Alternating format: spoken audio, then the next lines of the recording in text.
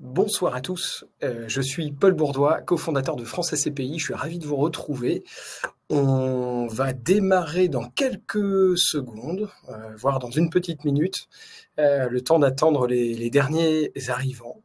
Je vais vous partager mon écran, bien évidemment, hop, et on va attendre quelques secondes avant de démarrer. Parfait.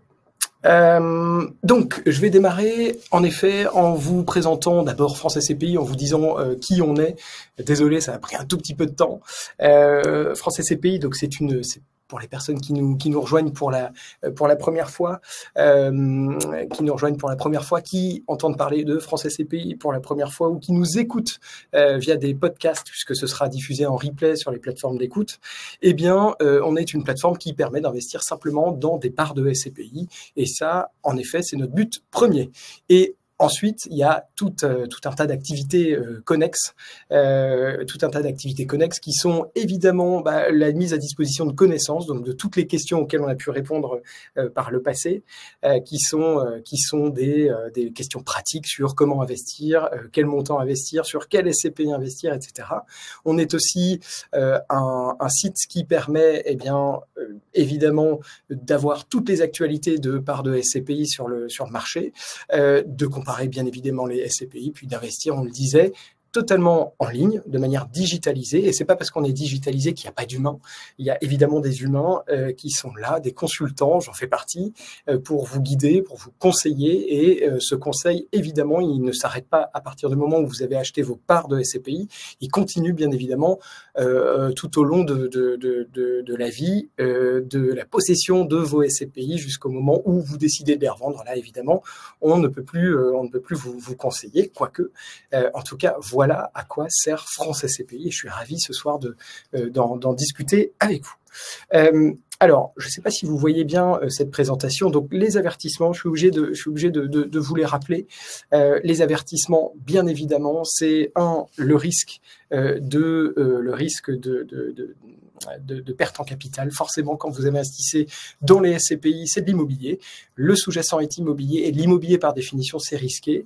Il peut y avoir des dévalorisations. Il peut aussi y avoir des revalorisations à la hausse. Rien ne peut garantir le capital lorsqu'on investit dans les SCPI. Ça, c'est quelque chose à avoir en tête. Deuxième chose à avoir en tête, c'est qu'on ne peut pas garantir les revenus qui émanent des SCPI. C'est pas parce que vous avez un revenu qui est de X ou Y aujourd'hui qui sera le même demain, dans 2 ans ou dans 10 ans. Il n'y a pas de garantie de revenus dans les parts de SCPI, tout comme dans l'immobilier classique lorsque vous investissez. Vous supportez un risque de liquidité, et ça, on en parlera. Ce risque de liquidité, il est important.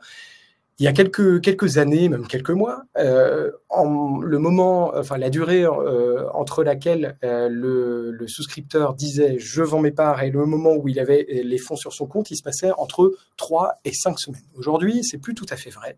Il se passe pour la majorité des cas, effectivement, il y a ce délai qui est entre 3 et 5 semaines. Donc, on est sur des délais plutôt courts pour de l'immobilier, plutôt acceptables, disons. Et puis, il y a une minorité qui sont les SCPI qui ont un peu pâti de tout ce qui s'est passé, qui ont en effet un délai qui s'est grandement allongé, voire qui est indéfini pour l'instant. Je vois que Jean-Yves nous dit faire un point sur Génépierre et Edissimo. Ça fait partie des 2 SCPI justement sur lesquels il y a très peu de liquidité aujourd'hui. Alors on peut accepter de sortir. Il y a des choses qui peuvent être faites. On y reviendra. Vous avez des risques qui sont liés évidemment au marché immobilier, je viens d'en parler, mais c'est important de se dire que si on investit dans les SCPI, c'est pas un placement financier, c'est un placement qui est avec un sous-jacent immobilier, donc on supporte les mêmes risques que l'immobilier. Et donc s'il y a des problèmes sur le marché de l'immobilier, il peut y avoir aussi des problèmes sur les SCPI. Et puis enfin, si vous vous endettez pour acheter des parts de SCPI, eh bien un emprunt vous engage, évidemment, il faut rembourser ce crédit. Ceci étant dit, je poursuis la présentation. Donc, le but pour cette semaine, pour ce webinaire, pour ce mois-ci, c'est de parler des SCPI qui vont marquer l'année 2025. Et qui vont marquer l'année 2025, de quelle manière? Eh bien, on va le voir justement avec les différents indicateurs qu'on regarde. Comment lire ces fameux indicateurs? C'est tout l'intérêt de ce webinaire. Vous m'arrêtez si vous avez des questions. Et Rivoli Avenir Patrimoine, Odile, c'était aussi dans le trio, on va dire, Génépierre et Dissimo. Je poursuis. Donc le but aujourd'hui, c'est évidemment de faire un bilan 2024 sur les SCPI, de parler justement de l'outil d'analyse et de notation, les questions-réponses. Comme vous le savez, il y a peut-être des personnes qui sont là régulièrement avec nous et ils savent que les questions-réponses, c'est pas un troisième point qu'on évoque à la fin, c'est bien évidemment tout au long de ce live. Si on regarde ce qui s'est passé sur le marché en 2024, donc évidemment, vous voyez une collecte qui est en chute libre. Bon, ça c'est le point extrêmement important. Pourquoi? Parce que ça permet de se dire que déjà on divise par 3 la collecte par rapport à une année 2022 qui était une année exceptionnelle. Donc la collecte nette, évidemment, c'est l'argent qui est investi sur les SCPI sur toute l'année, moins l'argent qui est retiré. Et puis on voit aussi en effet que les SCPI, donc 3,2 milliards d'euros de collecte en 2024 sur une année, c'est un trimestre et demi, pardon, de collecte pour une année 2022. Alors certes, l'année 2022 était une année exceptionnelle parce que elles ont bénéficié, la collecte a bénéficié en 2022 de l'épargne Covid, l'épargne de réserve qui avait été constituée pendant les années 2020-2021. Mais quand même, on s'aperçoit qu'il y a une forte baisse. Alors moi, je suis pas là pour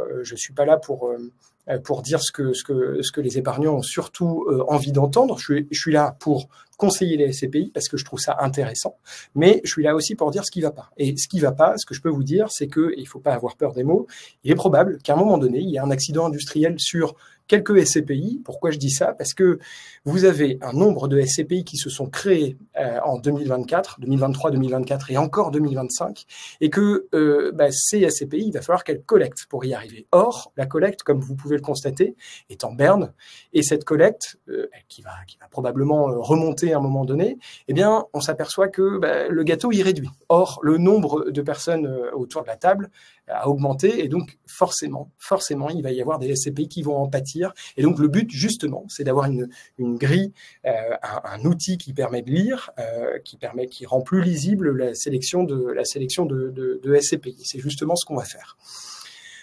Je passe justement à ce point, à cette répartition de la collecte, et vous allez voir que la lisibilité, est encore plus compliquée. Pourquoi? Parce que si on regarde ici, et vous n'hésitez pas à me poser des questions, je suis dans un monologue incroyable, si on regarde ici la répartition de la collecte par typologie, c'était quelque chose qui pouvait donner, disons, des indices aux épargnants, qui permettait d'orienter son épargne. Voilà, moi je pense qu'il faut investir sur à la fois des SCPI diversifiés, des SCPI de santé, des SCPI logistiques. Aujourd'hui, on voit que cette segmentation des typologies, eh bien, elle a totalement disparu. Pourquoi? Elle a été annulée parce que il y a quelques années, la SPIM a demandé aux SCPI de s'auto-classifier, de se dire voilà, est-ce que vous êtes diversifié, spécialisé dans les bureaux, santé, etc. Et donc elles se sont en effet, disons, déclarées. Et puis, au fur et à mesure que le patrimoine a changé, eh bien, évidemment, leur répartition, leur typologie a changé. Et on s'aperçoit aujourd'hui que la majorité des SCPI qui collectent, ce sont des SCPI diversifiés. La majorité des SCPI qui se créent aujourd'hui, ce sont des SCPI diversifiés. Donc, quelque part, on a regénéralisé le tout. Diversifié, ça veut dire que j'ai le droit d'investir sur une multitude d'actifs de différentes typologies. Donc, on voit, évidemment, en 2022, vous avez 29% de la collecte. Alors, certes, on n'est pas dans les mêmes niveaux de collecte, mais 29% de la collecte qui part vers les SCPI diversifiés, aujourd'hui, en 2024, c'est 81%. Donc, c'est énorme. Et ça se fait au détriment, bien évidemment, des SCPI de bureau, vous voyez, qui a représenté quasiment la moitié de la collecte en 2022, 44%, et on passe à 3% aujourd'hui. Alors, évidemment, il y a un peu un bureau bashing qui se fait, et notamment depuis le Covid. Mais n'empêche que tout ce qu'on avait imaginé là, les bureaux, ils en pâtissent. Donc, aujourd'hui, quand on se dit j'ai envie d'investir sur différentes typologies, on est bien embêté parce que ce qui collecte le plus, ce qui apporte le plus de rendement aussi, on va y revenir, ce sont les SCPI diversifiés. N'hésitez pas. Il y a Brigitte qui me dit, pour les SCPI qui ont perdu de leur valeur, pensez-vous qu'elles remonteront? C'est très difficile à dire. Certaines SCPI, en effet, qui ont fait les mauvais choix, c'est très compliqué en termes de revalorisation. C'est sûr que voilà, si vous avez investi en vous disant je suis sûr que les SCPI sur lesquelles que je choisis, qu'on m'a conseillé, je suis sûr qu'elles vont remonter à un moment donné, on se rend compte que c'est pas si simple que ça. Et en effet, il y a eu des choix qui ont été faits qui sont aujourd'hui très compliqués à remonter. Je pense à Primovie notamment ou à Primopierre, des SCPI anciennement Primonial qui est devenu Praemia. Ça va être très compliqué de recouvrer la baisse qu'on constate aujourd'hui. Elles ont baissé de pas loin de 40%. On verra les chiffres en détail par la suite. Ce manque de lisibilité, eh bien justement, je le répète encore, mais l'outil qu'on a créé, que vous connaissez probablement, il est là aussi pour rendre un peu plus digeste tout ça. Je continue avec mon bilan 2024, notamment sur le rendement. Alors, ici, on voit un schéma que vous avez dû voir et revoir des centaines ou des dizaines de fois. C'est l'historique de taux de distribution. Donc, le taux de distribution, bien évidemment, c'est le rendement qu'on peut percevoir d'une SCPI. Donc, c'est mes dividendes perçus divisé par le prix de part au 1er janvier de cette année. Les 4,73 qu'on voit, déjà, ils sont rassurants puisque depuis, alors c'est pas 40 ans, c'est depuis 88, donc quasiment 35 ans. Depuis 35 ans, on s'aperçoit que les SCPI n'ont pas eu un taux de distribution inférieur à 4% et jamais inférieur à 4 et jamais supérieur à 8, une fois. Donc on est dans une bande passante qui est extrêmement rassurante pour les investisseurs et donc l'année 2024 continue sur ce trend. Donc ça permet de se dire ok, on est sur un actif immobilier certes, fluctuant certes, mais qui est plutôt stable, plutôt régulier dans le temps, bien que, et je suis obligé de le dire, les performances passées présagent pas de l'avenir. Ce qu'il faut préciser, c'est que ce 4,73, évidemment, il cache un peu différentes choses. La première chose, c'est que on a une remontée qui se fait, donc on passe de 4,52 en 2023 à 4,73 en 2024. Avec cette remontée, eh bien, elle est liée aussi, et pas que, mais elle est liée aussi et surtout au fait que certaines SCPI aient dévalorisé leur prix de part. On dévalorise, le dénominateur baisse, donc forcément le rendement est meilleur. Donc ça, c'est une première chose. La deuxième chose que ça cache, c'est qu'il y a des disparités qui sont énormes et qui sont beaucoup plus violentes, beaucoup plus importantes qu'il y a quelques années. Je vous montre ici, c'est quelque chose que j'avais montré déjà lors d'un précédent webinaire avec Comet, que je vous invite à regarder, qui est une SCPI intéressante.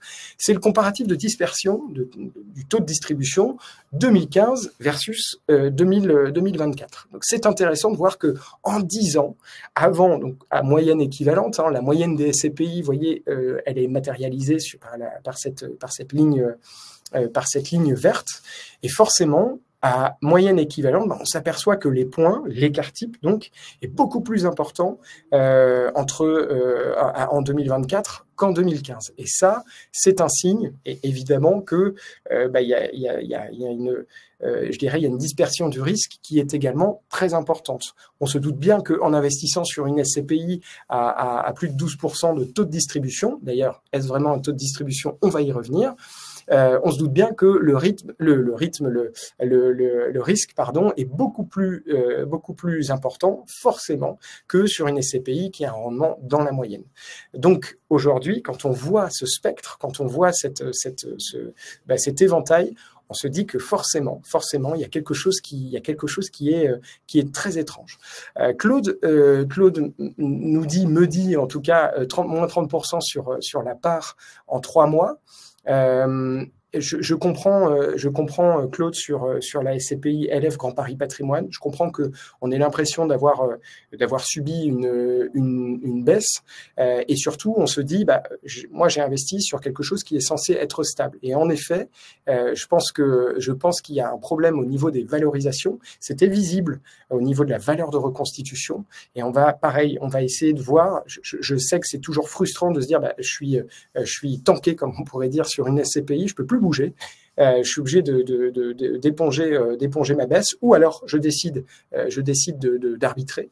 Ce qui est intéressant, c'est pas de se dire bon, allez, c'est pas grave, pensons à autre chose. Non, je comprends. Le but, c'est d'essayer justement de voir comment faire pour pas que ça se reproduise. Et pourquoi pas d'arbitrer cette SCPI. Ça peut être aussi une réponse, même si j'entends que 30%, c'est conséquent, que ce soit sur 1 euro ou sur 100 000 euros. On n'accepte pas de perdre 30%. L'idée, c'est aussi de récupérer cette perte au fur et à mesure du temps, peut-être. Et je vous donne des solutions. J'essaye de trouver. C'est peut-être aussi d'accepter d'amortir cette perte en encaissant des revenus à un moment donné. Je poursuis et n'hésitez pas encore une fois, à m'interrompre, à m'envoyer des questions. Le but, c'est d'y répondre en live. Je continue sur l'aspect performance. On voit pour autant que, malgré ce qu'on s'est dit, malgré ce spectre, on voit pour autant que les performances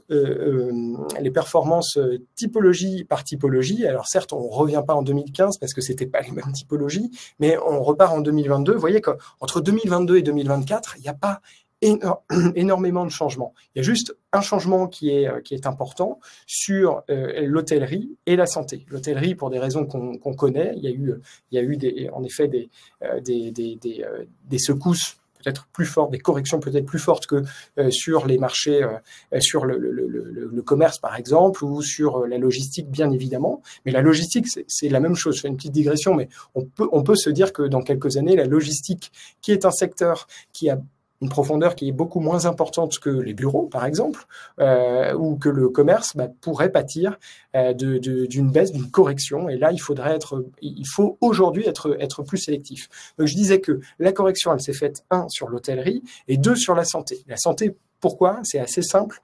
Il y a quelques SCPI, il n'y en a pas beaucoup sur la santé, qui sont spécialisés dans la santé. Et d'ailleurs, les nouvelles SCPI qui se créent l'ont bien compris et ne se spécialisent surtout pas. Elles disent, OK, nous, on fait ce qu'elles appellent du stock picking, donc on prend un actif par-ci, par-là, sur la santé, sur la logistique, sur les commerces, etc., mais surtout pas spécialisé dans la santé. Et en effet, c'est ce qui s'est passé sur ces SCPI-là.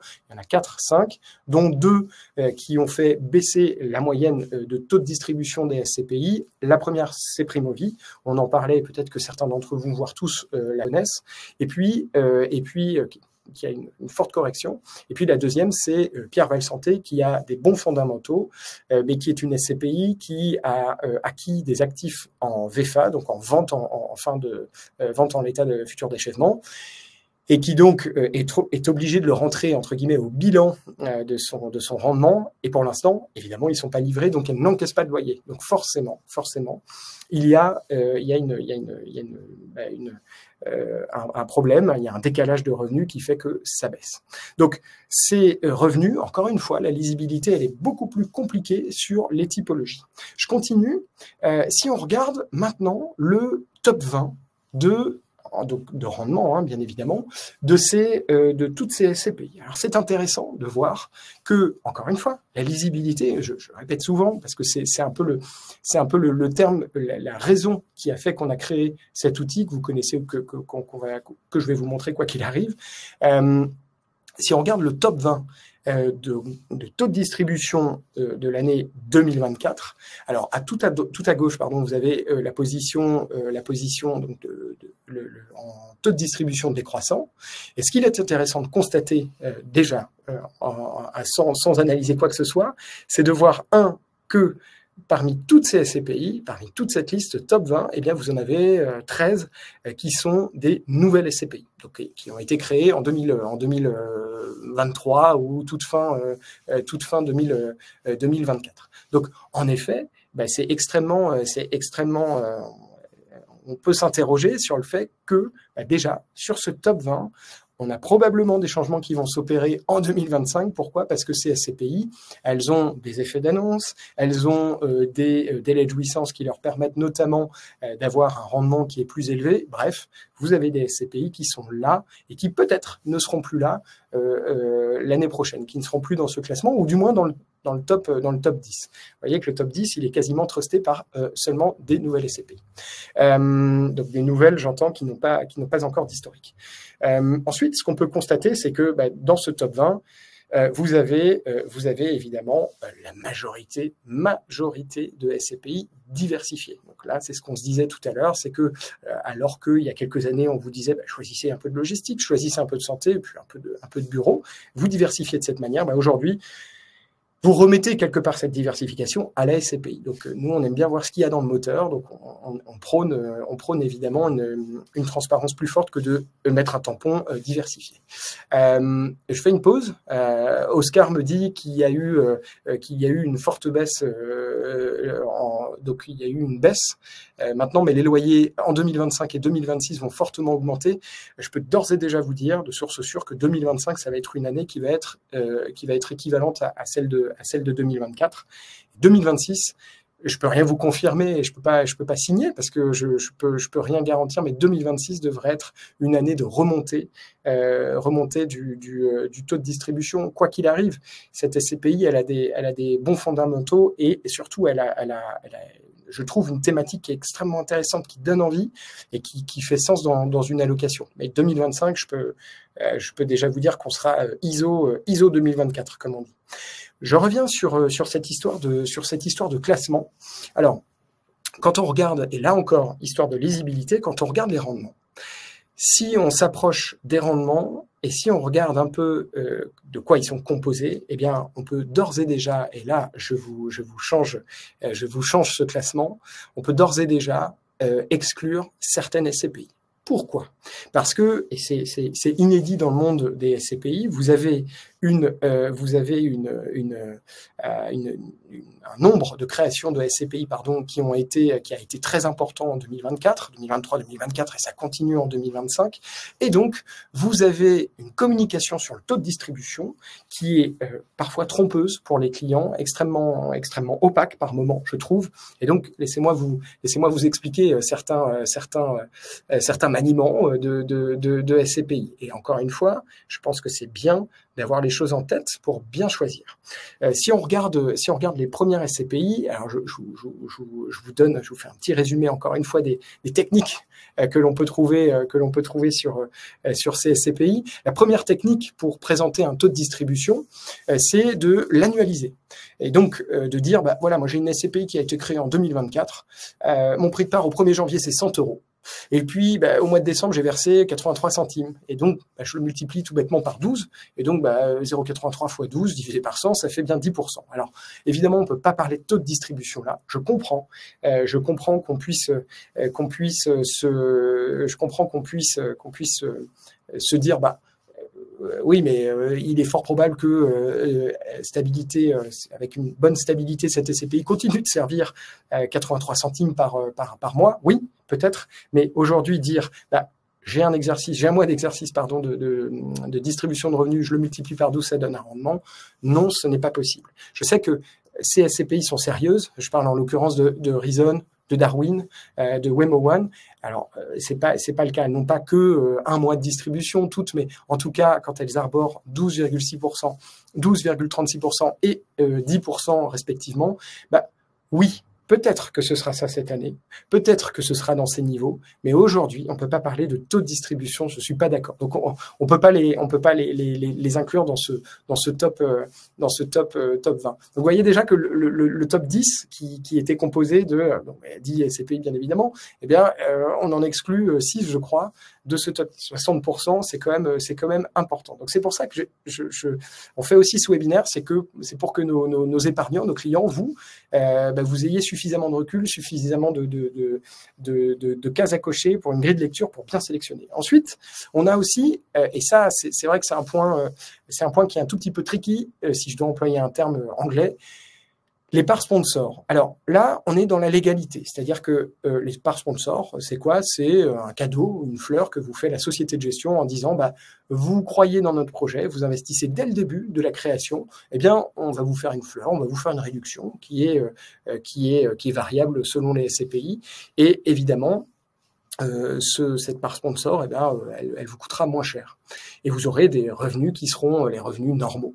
Et donc, si on regarde un peu le détail, bah, vous avez des SCPI qui sont créés en 2023. Le prix de part, c'est 100. Je prends la même base que tout à l'heure. Et donc, ma part sponsor, elle vaut 50 €. On a déjà vu des décotes de 50%. Et puis, bah, on a versé 5 € cette année. Et donc, bah, 5 divisé par 50, puisque c'était le prix de part au 1er janvier, la part sponsor, tout le monde l'avait à ce prix-là, même si techniquement elle était à 100 €, eh bien, on a un taux de distribution à 10%. Donc, c'est un tout petit peu fort de café. On considère que c'est pas forcément, disons, une lecture tout à fait honnête, même si les SCPI qui font ça sont en totale légalité par rapport à ce que dit l'AMF, par rapport à ce que dit l'ASPIN. Donc, pas de problème là-dessus.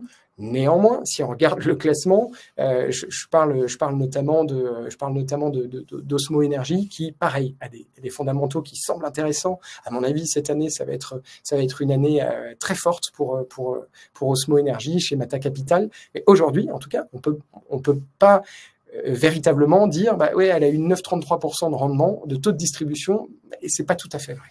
Et puis enfin, vous avez aussi, et là ça rejoint aussi des réflexions que vous pouvez vous faire. On a aussi des dévalorisations. Donc là, bah, c'est typiquement le schéma que je vous décrivais tout à l'heure. On a des SCPI qui sont des SCPI historiques, par exemple, qui ont été créés en 68. Voilà, si on prend cet exemple. Le prix de part au 1er décembre 2023, il est de 100 €. Et puis, la dévalorisation, elle a lieu, parce que ça a été le cas, de 30% au 31/12, comme par hasard. Et donc, le prix de part au 1er janvier 2024, bah, il est plus de 100, il est de 70 €. C'est arrivé, et LF Grand Paris Patrimoine, comme le citait la personne dans les questions, Claude, eh bien, elle perd 30%, donc elle passe à 70. Et donc, forcément, vous avez un taux de distribution un dividende, qui est de 7 € par part, divisé par 70, ça fait plus 7%, ça fait 10%. Alors là, j'ai pris l'exemple pour qu'il soit comparable aux autres, mais vous vous doutez bien que ces SCPI, elles jouent un peu sur la valorisation, et je trouve ça peut-être malhonnête de la part de certaines SCPI de valoriser à des dates butoirs ou juste avant des dates butoirs pour réussir à transformer, à être un peu mieux disante sur le taux de distribution en pourcentage, alors qu'en valeur, rien n'a changé, si ce n'est le prix de la part. Pierre me demande si on commence à avoir de la visibilité sur Quorum USA. Pas encore. Elle vient d'être créée, donc elle ne communique pas sur un taux de distribution. Elle communique sur un taux de distribution cible qui, j'ai pas tous les objectifs de taux de distribution en mémoire, mais je crois qu'on est aux alentours de 4,5%. Il est fort probable, si on écoute les dirigeants de Quorum, que cet objectif soit dépassé, mais évidemment, on ne le saura qu'en fin d'année. Ils ont acquis un premier bien qui est situé à New York, il me semble, et ils ont acquis un deuxième bien. Et là, j'ai pas envie de vous dire de bêtises, et c'est paru dans les actualités cette semaine. Je vous en dirai un peu plus lors d'un prochain webinaire, pourquoi pas. Ce classement, il est intéressant aussi, et après on va parler de l'outil et comment s'en servir finalement. Le classement, vous voyez, ça c'est quelque chose qu'on avait fait en 2024 versus 2023. On avait fait exactement la même comparaison l'année dernière. Et donc là, vous voyez par exemple que vous avez certaines SCPI anciennes qui étaient sorties. Donc si je regarde ici 2023, sorties, donc c'est le classement par taux de distribution. Et puis vous aviez ces nouvelles SCPI, donc Remake Live, Iroko, Neo, qui étaient toujours dans le trio de tête ou quasiment. Vous aviez une entrée, plusieurs entrées, 4 entrées ici dans le top 10, Transition Europe, Épargne Pierre Europe, etc. En termes de taux de distribution. Eh bien, pour 2024, basé sur 2024, donc la même chose, mais cette année, on s'aperçoit que là, il y a clairement, c'est la partie de bowling, certaines SCPI qui étaient parfois pour certaines entrées se font tout simplement sortir, pour dire ça poliment. Et donc, je dis pas que c'est bien ou c'est mal, en tout cas, elles apparaissent plus dans le top 10, qui est quand même un top qui est regardé par les épargnants. Et puis, on s'aperçoit que là, pour le coup, vous avez des nouvelles SCPI, vous avez 7 SCPI qui sont, SCPI qui sont rentrées, donc 60% dans le top 10, qui déboulent, qui sortent des historiques, comme Quorum Origine, comme vous avez Cœur de Région aussi, qui existe depuis un certain temps. Alors, elles sont pas loin, elles restent dans le top 20, mais en tout cas, c'est assez dur pour ces SCPI plus anciennes. Alors, je pense que évidemment, je vois une personne qui s'appelle Jocelyne et vous voyez forcément aussi les questions qui s'insurgent. Je comprends. Il n'y a pas que LF Grand Paris Patrimoine, il y a aussi des SCPI du FF. En effet, il y a des très vieux véhicules qui n'ont pas été animés, qui n'ont pas subi ou plutôt profité d'arbitrage de portefeuille, qui n'ont pas fait de vente d'actifs, qui n'ont pas su en acheter. Et donc forcément, aujourd'hui, vous avez des personnes qui se retrouvent scotchées, probablement certains d'entre vous scotchés sur des SCPI. J'en suis désolé, mais je pense que c'est aussi notre travail de vous aider, pourquoi pas, à bien regarder, bien sélectionner. Alors tout ce que je vous dis là, bien évidemment, ce n'est pas un conseil en investissement financier. Je peux pas vous conseiller parce qu'il faudrait qu'on soit au courant de votre situation personnelle et financière à chacun. C'est possible. Mais en tout cas, moi, l'avis que je vous donne sur les SCPI, qui est un avis tranché, c'est l'avis que moi je donne et que j'appliquerai. Mais je ne peux pas vous dire que c'est un conseil. C'est important de voir la nuance. C'est un avis. Si on regarde aujourd'hui cet outil, alors ce fameux outil que certains d'entre vous ont déjà probablement. Alors je vais essayer de partager si je peux. Voilà, je vais essayer de partager cet écran. Donc cet outil, et j'espère que vous voyez, mais je crois que oui. Donc cet outil, vous allez sur le site de France SCPI et il est ici, sur cette barre jaune. Donc vous cliquez sur Je télécharge et donc vous mettez votre nom, votre prénom, bien évidemment, et ça nous permet ensuite de communiquer avec vous ou de répondre à vos questions si vous en avez. Bref, si vous avez en tout cas ces coordonnées, eh bien vous accédez à cet outil. Je vérifie bien qu'il est bien partagé. Oui, c'est bon.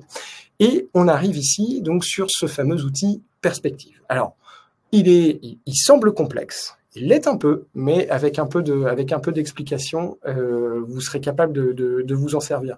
Je sais qu'on a pas mal de personnes qui nous demandent à avoir un accès en écriture sur ce document. On peut pas vous laisser l'accès en écriture parce que si chacun commence à y contribuer, ça fonctionne plus. En revanche, vous pouvez le télécharger. Donc vous pouvez même le copier-coller si vous le souhaitez et le mettre dans un document Word, dans un document Excel ou G-Sheet si vous voulez. Et ça vous permet de travailler, de faire des tris. Je comprends qu'il y a une frustration là-dessus, mais on peut pas se permettre de le laisser.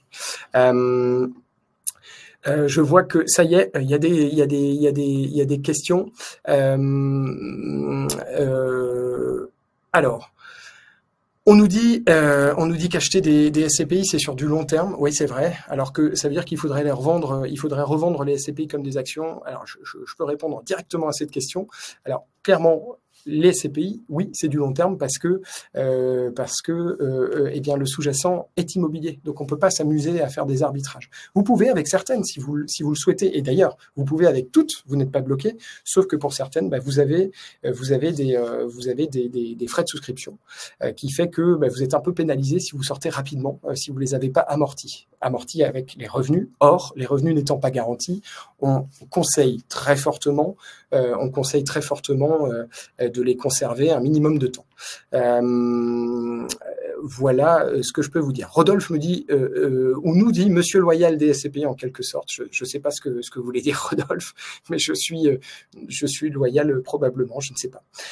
Est-ce qu'on pourrait avoir des filtres, Hervé? Bien sûr, si vous faites exactement ce que je vous ai dit en préambule, c'est-à-dire que vous téléchargez l'outil, ou alors si vous le copiez-collez sur votre propre fichier, votre propre tableur, que ce soit G-Sheet ou Excel, vous pouvez le travailler comme vous le souhaitez. Le top 10, Pascal, oui, il est très fluctuant et en effet, le plus pertinent, vous avez raison, c'est aussi de voir qui apporte une rentabilité sur le long terme, en effet, régulière et durable. Sauf que ce qu'on nous demande en général, c'est quel SCPI, et je suis un peu là pour déconstruire ces croyances aussi, quel SCPI a le meilleur rendement? Je comprends, parce que nous, c'est exactement ce qu'on se dit aussi quand on veut placer de l'argent. Moi, j'ai envie que mon argent me rapporte. J'ai travaillé dur pour l'avoir, j'ai envie que ça rapporte.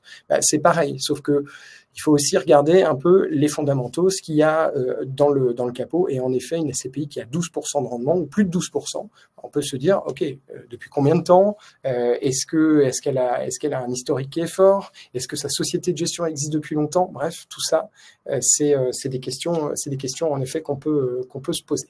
Alors si je regarde ici ce fichier.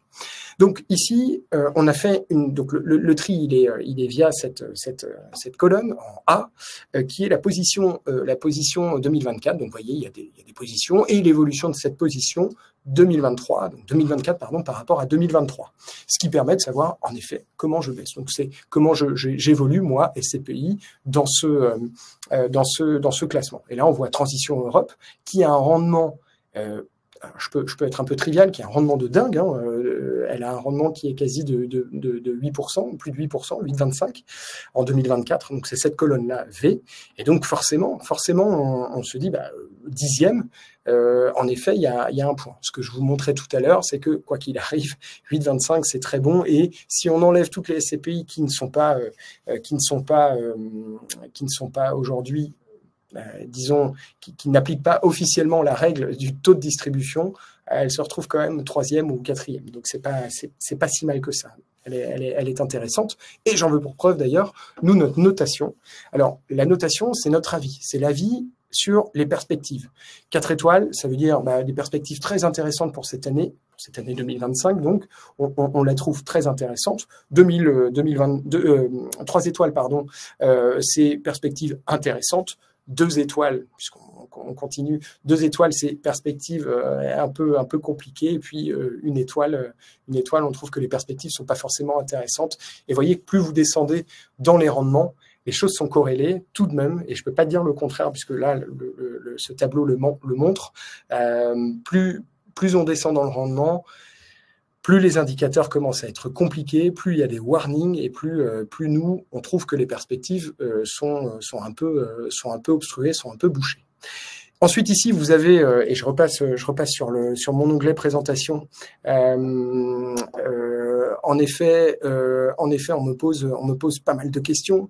Les solutions de financement à crédit, quelles sont les offres intéressantes? Alors, Paul, je ne vais pas en parler aujourd'hui parce que ça, c'est un sujet qui mérite un nouveau webinaire et ce sera dans les prochains mois, dans les prochains webinaires, c'est sûr et certain. Mais vous avez raison, c'est extrêmement intéressant et profiter de l'effet de levier, même si les taux sont un tout petit peu remontés, c'est quelque chose qui est pertinent. Pourquoi Hirokozen est plus intéressante, Pascal? Vous avez raison de poser cette question. Alors, elle n'est pas plus intéressante. Nous, on trouve qu'elle a des perspectives intéressantes, des perspectives encourageantes. Et je vais vous montrer pourquoi, justement. Transition Europe, c'est la SCPI fétiche de Fiorentino. Oui, il nous copie, il écoute tout ce qu'on dit et on m'a dit qu'il utilisait aussi notre outil. Donc, vous voyez, ça ne m'étonne pas. Je reprends la présentation. Donc, forcément, les SCPI ici, donc vous avez des liens aussi pour aller sur chacune de ces SCPI. Je ne vais pas cliquer dessus, qui vous amène sur le site. Donc, ça vous permet de voir d'autres indicateurs. Pareil pour la société de gestion.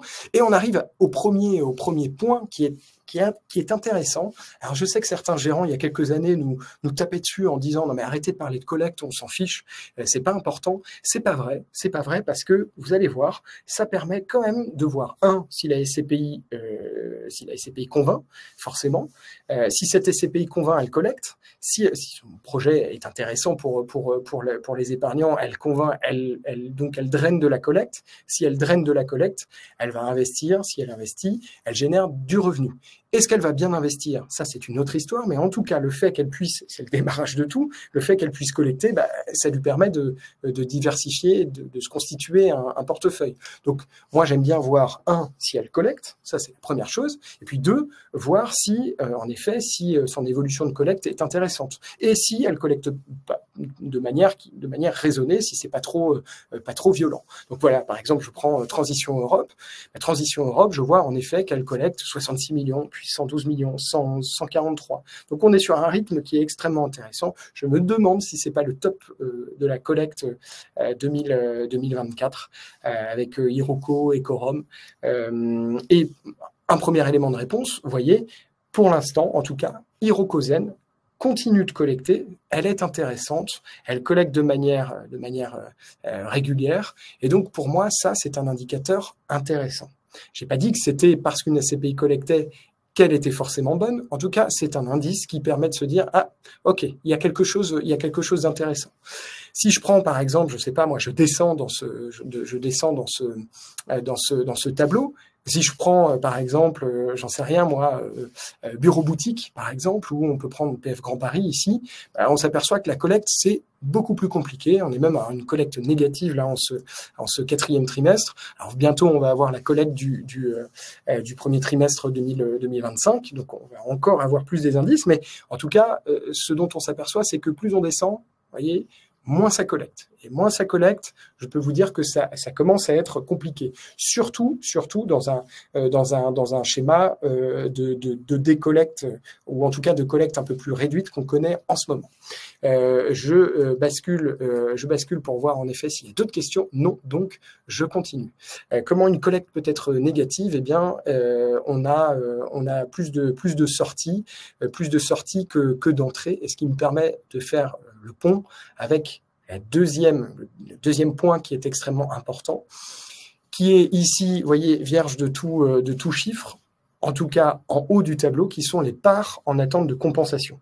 Alors, je ne sais pas à quel point, et c'est très frustrant pour moi, encore une fois, parce que je sais pas, vous pouvez pas me répondre, mais je ne sais pas à quel point vous êtes familier des SCPI. En tout cas, le sujet vous intéresse si vous êtes là ce soir.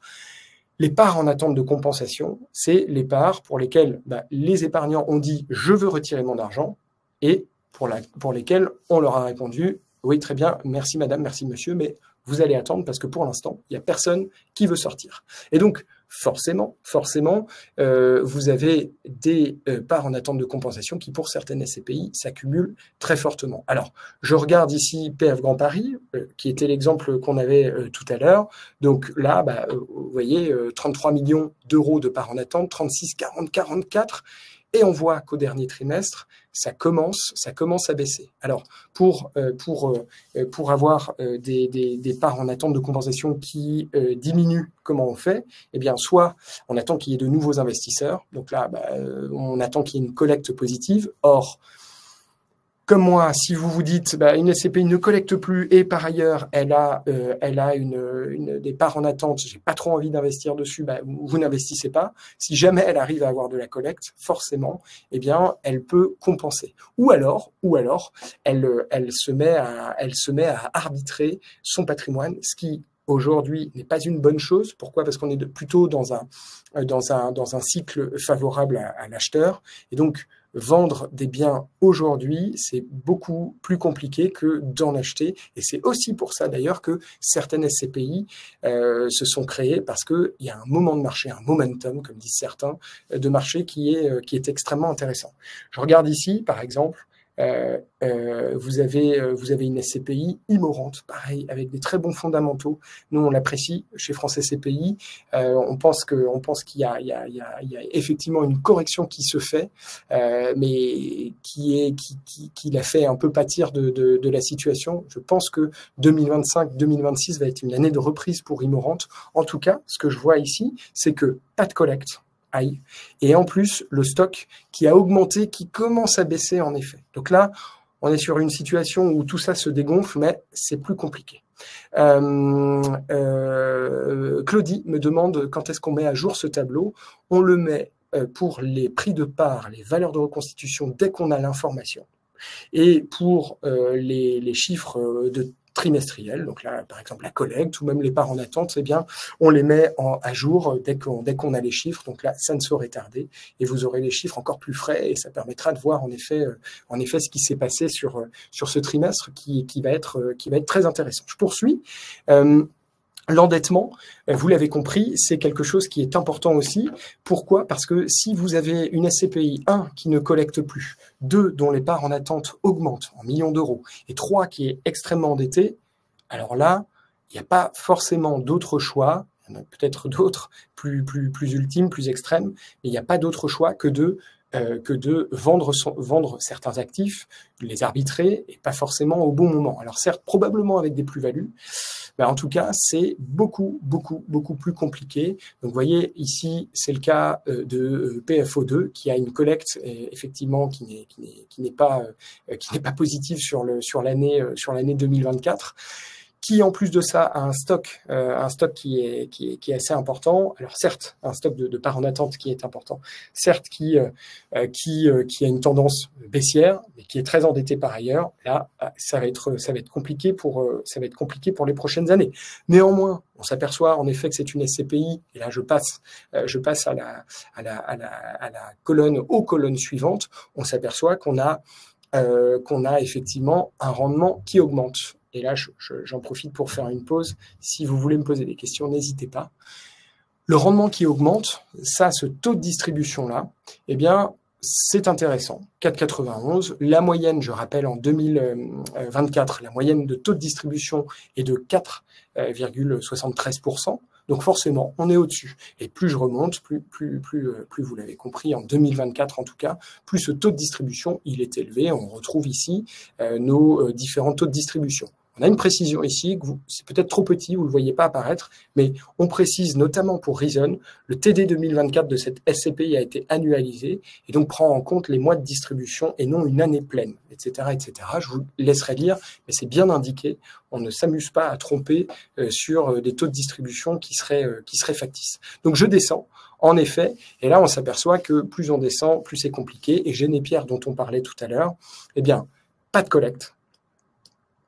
Un nombre de SCPI, un nombre de parts en attente de compensation, un endettement qui, là, pour le coup, est nul. En tout cas, un taux de rendement, un taux de distribution qui est assez faible, 22% en plus par rapport à 2023. Comment est-ce possible? Eh bien, c'est possible par la deuxième, la case d'à côté, qui sont les variations de prix de part depuis le 1er janvier 2023.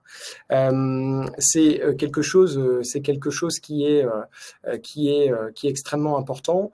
Depuis 2023, en tout cas 2022, ça a commencé à corriger, mais depuis 2023, il y a des SCPI qui ont fait des annonces de correction. Bon. Et puis, au fur et à mesure du temps, on oublie ces corrections, on oublie un peu ce qui a pu se passer. Et puis, il se passe 2 ans, 3 ans.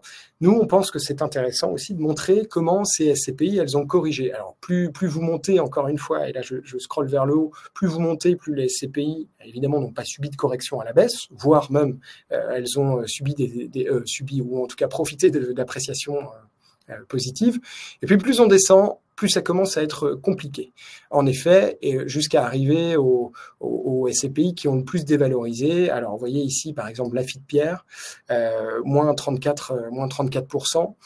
Vous avez des SCPI qui ont dévalorisé tous les ans. Rivoli Avenir Patrimoine, dont on parlait chez Amundi, moins 12% la première année, en 2023, moins 6%, quasiment moins 7%, moins 8%, moins 9% depuis le début de l'année, sur ce premier trimestre. Donc, en effet, là, clairement, nous, on déconseille aujourd'hui, si c'était notre propre argent, on n'investirait pas sur cette SCPI. On trouve que les perspectives ne sont pas encourageantes. Je reprends la ligne, je vous fais la démonstration assez basiquement. Rivoli Avenir Patrimoine, collecte négative sur 2024. Je ne suis pas sûr que ce soit positif sur cette année. Pour l'instant, un stock de 158 millions d'euros en attente de compensation, pas d'endettement. Je pense que ça va changer.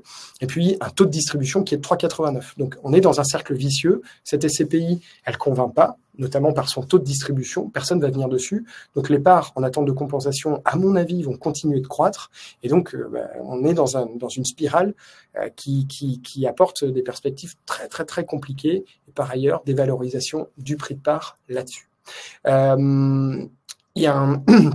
Il y a un dernier élément.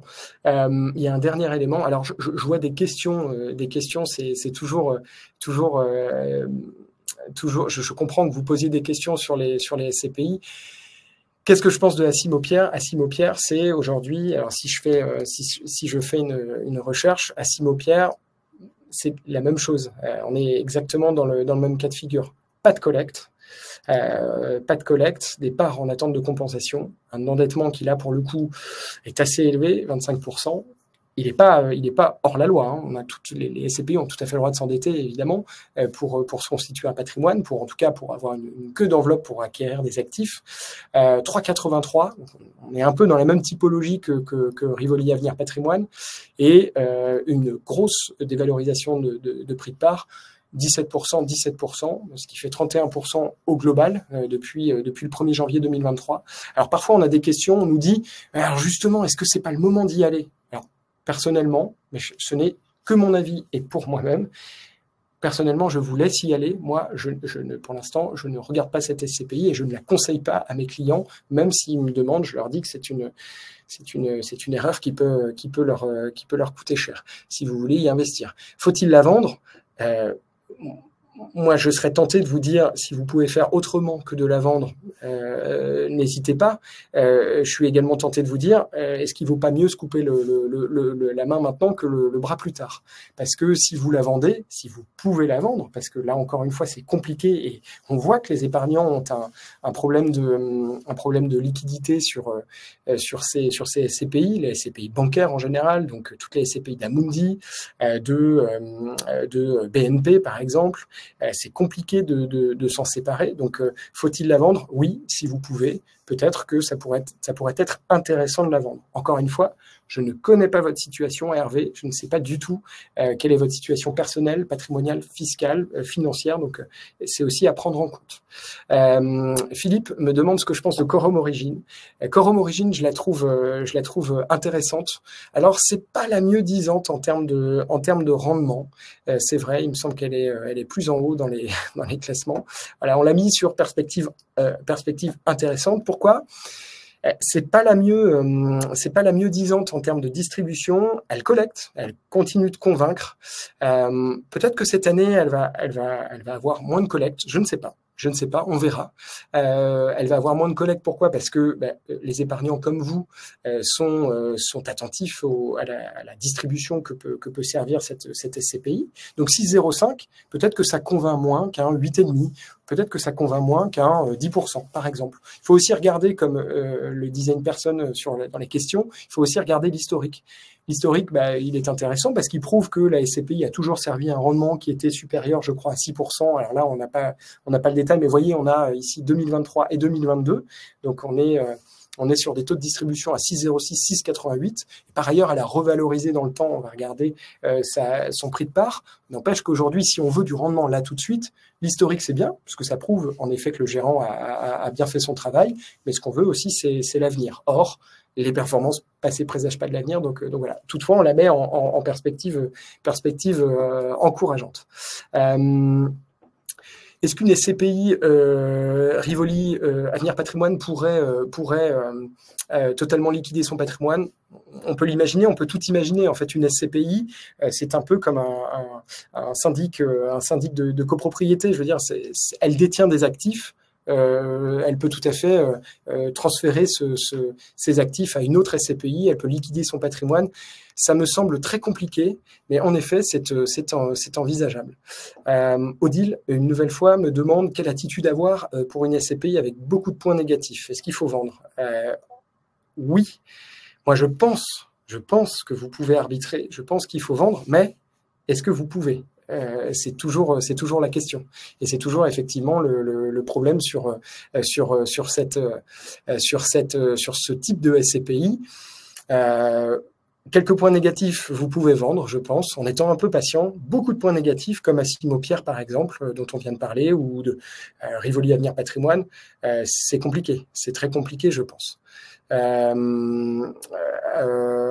partir de quelle valeur un endettement doit être considéré comme critique, Franck?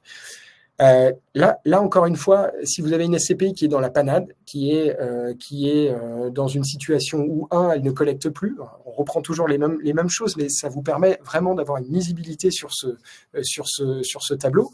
Si vous n'avez pas de collecte, si vous avez un rendement, un taux de distribution qui n'est pas convaincant, ça rentre aussi, c'est pas que du marketing, mais ça rentre aussi dans l'équation. Si vous avez un nombre de parts en attente qui est extrêmement élevé, et que vous avez un endettement qui est élevé, qui est au-dessus de 25%, au-dessus de 30%, ça commence à être compliqué. Mais vous voyez, je vais vous prendre un contre-exemple, je vais y arriver. Tac. On a des SCPI ici, par exemple, des SCPI Hirokozen, vous voyez, par exemple, ici, qui a un endettement qui est proche des 30%. Est-ce que c'est problématique? Là, dans ce cas précis, moi, ça me fait pas peur. Pour moi, personnellement, ça ne me fait pas peur parce que cette SCPI, elle est active, elle continue de se constituer un portefeuille. Je crois pas qu'elle ait encore fait de cession, mais je vérifierai. Mais en tout cas, ça peut être extrêmement intéressant, et moi, ça m'inquiète pas. Ce 29%, vous le mettez comme c'est le cas d'ailleurs pour d'autres SCPI. Je suis un peu plus inquiet. Toutes ces SCPI, vous voyez, Primo Pierre par exemple, alors là c'est la catastrophe. On a une collecte nette qui est inexistante, et ça depuis ça va faire quasiment un an, ça va faire un an et demi. À mon avis, ils n'ont pas collecté ce trimestre. Vous avez un nombre de parts en attente de compensation qui sont alors certes décroissants, mais on est à 216 millions d'euros, donc c'est conséquent. Un endettement à 32. J'ai un peu plus peur quand même pour cette SCPI. 3,54 de taux de distribution et une dévalorisation par ailleurs de 44%. Je pense que vous avez compris pourquoi cette SCPI elle est en 4 étoiles. Désolé pour cette réponse un peu longue sur l'endettement. J'essaye de répondre à tout le monde. Quorum XL, c'est pareil. Je vous laisserai peut-être regarder une SCPI. Est-ce qu'elle est obligée de collecter? Nous demande Brigitte. C'est une question intéressante. Ouais, c'est vrai. Est-ce qu'elle est obligée de collecter et de continuer d'investir, et elle peut simplement se contenter de gérer son patrimoine? Oui, c'est vrai. Elle peut en effet. Elle n'a aucune obligation de collecter. Néanmoins, ce dont on s'aperçoit, c'est que les SCPI qui réussissent le mieux et qui sont le plus pérennes dans le temps, avec leurs épargnants sur la performance, eh bien, ce sont des SCPI qui savent arbitrer leur patrimoine, qui savent acheter bien évidemment, et qui savent constater les plus-values quand il doit y en avoir. C'est le cas de Quorum, on les cite, on en parle beaucoup, vous posez quelques questions dessus.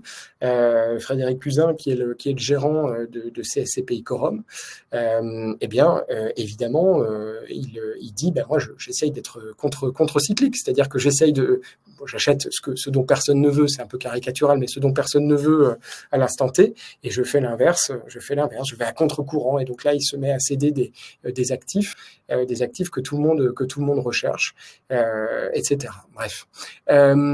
Perspective immorante, garder ou vendre, je pense, mais encore une fois, je ne connais pas votre situation, Jean-Pierre. je pense à mon patrimoine. Si j'avais immorante, je la garderai.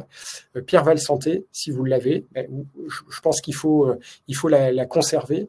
Il est probable que dans un certain temps, il est probable, mais sans avoir de garantie, parce que c'est de l'immobilier, encore une fois, et donc on ne peut rien garantir, mais il est probable que Pierreval Santé, à un moment donné, constate des plus-values, notamment grâce à ses VFA. 2025 va être encore une année dure en termes de rendement, mais je pense que 2026, comme je disais au début de ce webinaire, au début de ce live, je pense qu'ils vont pouvoir revenir dans le top 20 au moins des taux de distribution. J'essaye de continuer. Je vois qu'il y a plein de questions. Pascal me demande qui choisir entre Hirokozen ou Remet Live. Quelle est la plus solide sur le temps? On regarde les fondamentaux et je vous propose d'essayer de trouver des éléments de réponse. Autre dernier point avant que je réponde à ces questions et puis qu'on termine, parce que ça fait déjà 1 heure qu'on est ensemble et je vois que vous avez plein de questions.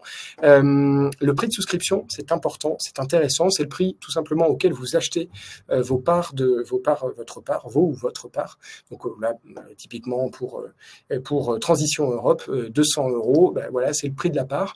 Et on peut aussi voir la valeur de reconstitution. La valeur de reconstitution, c'est la valeur qui renseigne le plus sur finalement la valorisation réelle du patrimoine si je devais reconstituer le patrimoine de la SCPI à l'identique là, à l'instant T.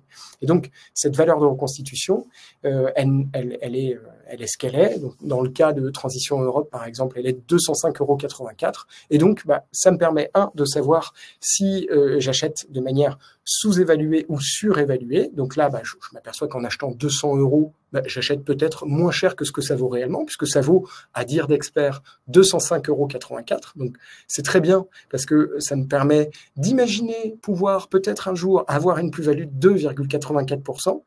C'est intéressant aussi parce que cette valeur de reconstitution, elle est, ou plutôt le prix de souscription, ne peut pas être inférieur à 10% de cette valeur de reconstitution. Ça veut dire que si ma valeur de reconstitution, dans ce cas précis, elle passe à 220 €, eh bien, Transition Europe sera obligée de remonter son prix de part. Donc, quelque part, ça m'indique à quel moment peut-être, ou si potentiellement la SCPI peut être en passe de revaloriser son prix de part. C'est intéressant. Et donc, là, ce qu'on vous a mis aussi depuis 2023, et on a aussi l'historique dans l'onglet graphes, je vais y revenir, mais on a évidemment l'historique de ces valeurs de reconstitution pour voir comment elles évoluent. Et donc, si je vais ici dans l'onglet graphes, donc c'est un onglet qui matérialise quelque part tout ce que je viens de vous dire, eh bien, par SCPI, on s'aperçoit qu'on a ici des choses intéressantes qui peuvent nous mettre la puce à l'oreille, qui peuvent nous permettre d'avoir une grille un peu plus de lisibilité sur les SCPI sur lesquels on a envie d'investir ou sur lesquels finalement, que l'on possède déjà. Je prends Assimo-Pierre, parce qu'on en a parlé. Assimo-Pierre, vous voyez que c'est très compliqué. Donc, on a le fameux tunnel dont je viens de parler, les plus 10, moins 10, parce que ce que je vous ai dit à la hausse est également vrai à la baisse. Si en effet, ma part est supérieure de 10% à la valeur de reconstitution, alors il est fort probable que la société de gestion baisse le prix de part. Et donc là, ça va être un peu plus compliqué. Et là, c'est exactement ce qu'on voit pour Assimo-Pierre. En bleu est matérialisé, en tiret bleu est matérialisé la valeur de reconstitution. Donc, vous voyez que elle baisse. Et là, on s'aperçoit de quoi? On s'aperçoit que cette SCPI, elle a été obligée de dévaloriser son prix de part. Sinon, elle allait être hors la loi dans le schéma que l'on vient de décrire. Elle allait être hors la loi. Hop, ils ont baissé tout de suite la valeur le prix de souscription, au moment où elle allait passer dans le rouge. Elle ne peut pas.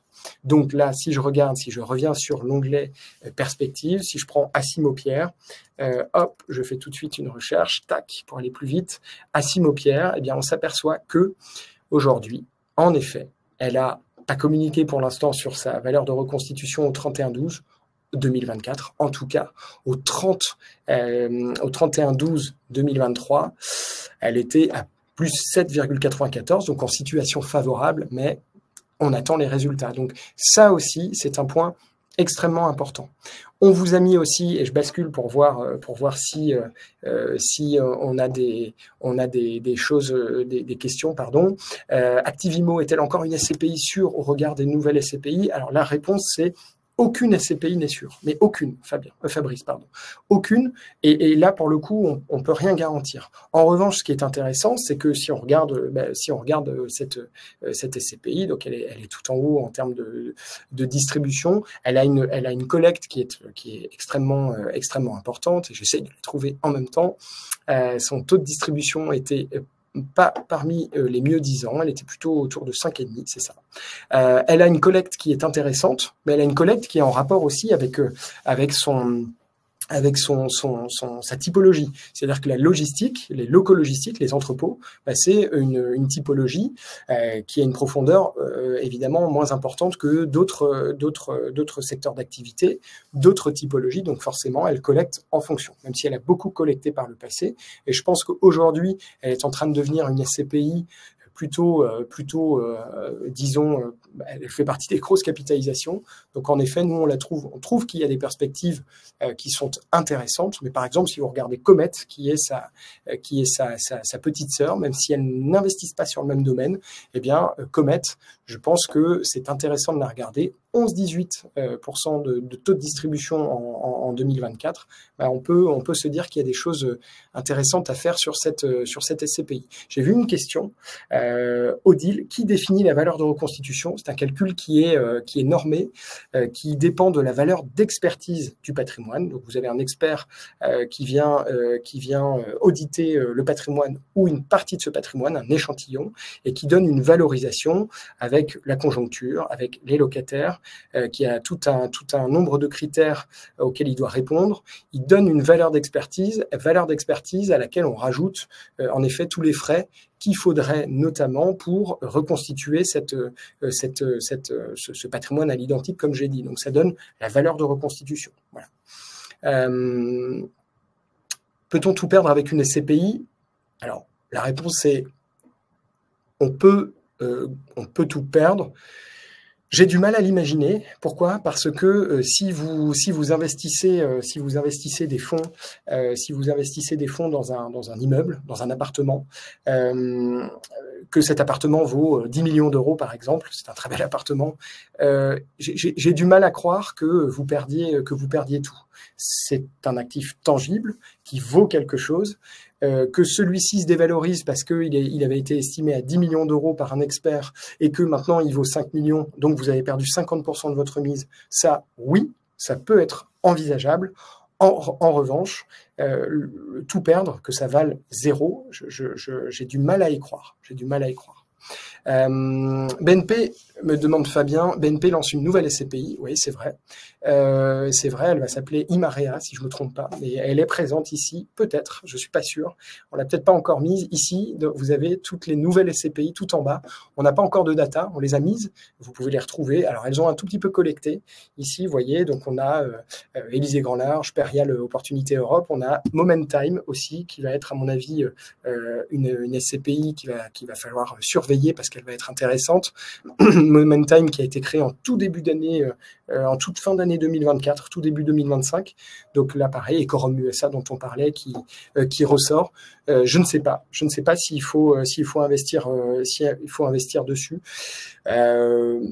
Ce que je me dirais moi, c'est j'attends de voir comment ils peuvent purger les problèmes sur les autres SCPI et après on voit comment ils se débrouillent avec Imarea. Je n'ai pas envie de constater que BNP essaye de partir d'une page blanche en mettant sous le tapis des problèmes qu'ils pourraient avoir par ailleurs. Voilà ce que je me dis. Claudie me demande si la valeur de reconstitution doit être obligatoirement faite tous les 3 mois, 6 mois, 1 an.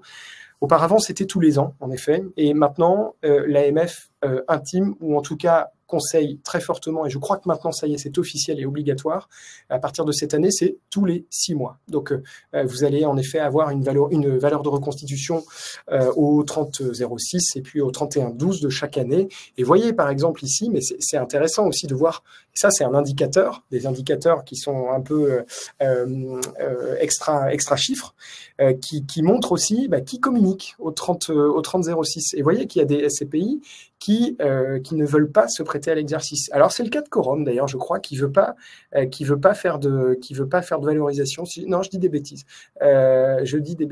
Pardonnez-moi. Mais il y en a certaines qui ne veulent pas faire de valeur, qui ne veulent pas communiquer de valeur de reconstitution au 3006. C'était jusque-là. Maintenant, c'est bientôt terminé. Et vous voyez qu'il nous manque aussi certaines valeurs de reconstitution au 31/12/2024.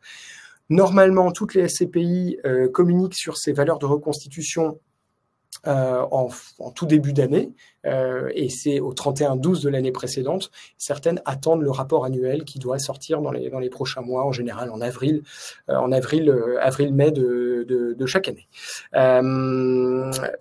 Taux d'endettement légal que les SCPI n'ont pas le droit de dépasser, je signe oui, absolument, il y en a un.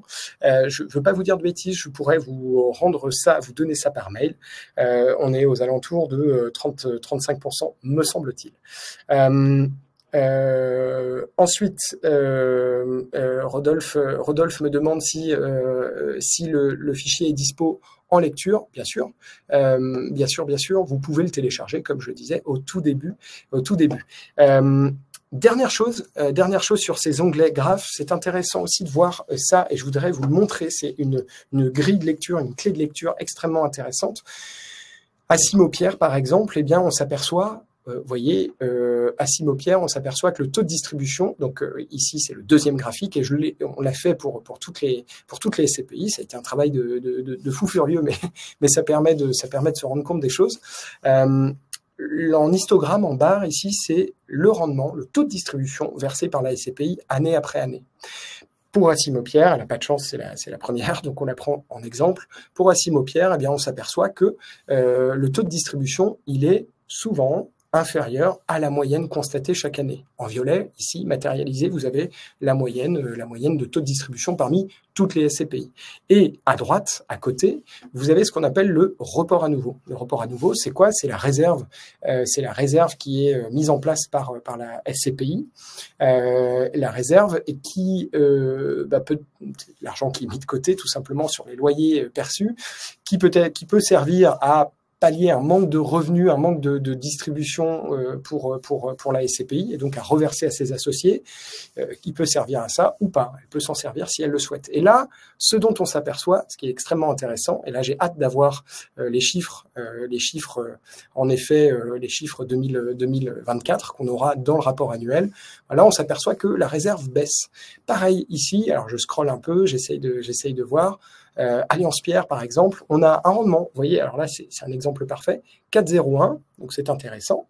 Ici, 4,01 tous les ans, depuis 2021.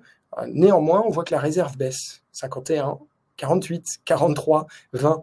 Ça veut aussi dire quoi? Ça veut aussi dire que peut-être il y a un problème de gestion, notamment dans les loyers, parce que à rendement égaux, à rendement ISO, on a une réserve qui baisse. Donc, ça veut dire que la SCPI se sert sur ces réserves pour servir des rendements équivalents, pour pas inquiéter les personnes qui possèdent des parts d'Alliance Pierre, mais ça peut être un peu plus compliqué. D'autant plus, en effet, ici, quand on voit la valorisation, et c'est une valorisation qui a baissé, Alliance Pierre, c'est une autre histoire. Il y a une nouvelle SCPI qui s'appelle Alliance Home qui arrive et qui nous rend très curieux. Je pense qu'elle va être intéressante. J'ai fait un long monologue. J'ai la gorge sèche. Vous avez probablement encore des questions. Je vous laisse m'en poser. Ça fait 1h13 qu'on parle. Je sais pas si vous avez encore des questions. J'ai essayé de répondre à toutes les questions que je pouvais. J'espère que ça vous a aidé, tout ce qu'on s'est dit là. J'espère que ça vous a permis d'y voir un petit peu plus clair, d'avoir des grilles de lecture un peu plus fines. Tout ça, vous pouvez le retrouver évidemment sur notre site. Vous pouvez solliciter autant que vous voulez nos conseillers, nos consultants. Ils sont là pour ça, pour vous aider. Jean-Yves me demande de faire un webinaire sur la fiscalité des SCPI européennes. Ça serait effectivement une super bonne piste. Claude, oui, j'ai un verre d'eau à côté de moi. Je vais en boire après. Hervé, vous dites que vous n'avez pas compris l'évolution des couleurs sur l'évolution du TD, du taux de distribution. C'est très simple. Les couleurs, donc vous voyez, vous avez les années qui sont matérialisées par des couleurs différentes, enfin par des couleurs pour les différencier, par différentes couleurs pour que ce soit plus lisible. Et en violet, la courbe, donc c'est un graphique combiné, en violet, vous avez la moyenne des taux de distribution parmi toutes les SCPI par année. Et donc, pardon, vous retrouvez le 4,73, qui est la moyenne annuelle 2024. Donc là, par exemple, on est resté sur Alliance Pierre. Alliance Pierre, eh bien, en 2024, son taux de distribution, c'était 4,01, très bien, sachant que la moyenne était de la moyenne des SCPI était de 4,73. Voilà. Ça permet de voir où se situe la SCPI par rapport à la moyenne. Voilà. Et là, on s'aperçoit que cette SCPI-là en question, elle est bien en dessous, de la moyenne. Mais si vous regardez juste en dessous, Altixia, et je baisse volontairement, Altixia cadence 12, géré par Altixia REM, et bien là, pour le coup, son taux de distribution, il est supérieur à ce qu'on peut constater en moyenne. Voilà. J'espère que ça vous a servi. Jocelyne, oui, il y aura un replay. Si vous n'avez pas réussi à vous connecter, il vous sera envoyé. Et je rappelle que cette vidéo, eh bien, elle sera disponible sur YouTube, elle sera disponible en podcast sur les plateformes. Et comme ça, vous pourrez réécouter tout ça en courant ou en faisant la cuisine. C'est l'intérêt du podcast. Je crois qu'on s'est tout dit. Normalement, n'hésitez pas, vous pouvez nous écrire si vous avez des questions, vous pouvez m'écrire, j'y réponds personnellement, je prends le temps, même si ça prend un peu de temps, en tout cas, je prends le temps de répondre à tout le monde normalement, donc n'hésitez pas à nous écrire. Voilà. J'étais ravi de faire ce webinaire avec vous, je pense qu'on va recommencer, ça m'a plu de répondre à vos questions, je vous dis à très bientôt et passez une bonne soirée. Merci beaucoup. Merci Odile, merci Léo, merci Franck, merci. À très bientôt.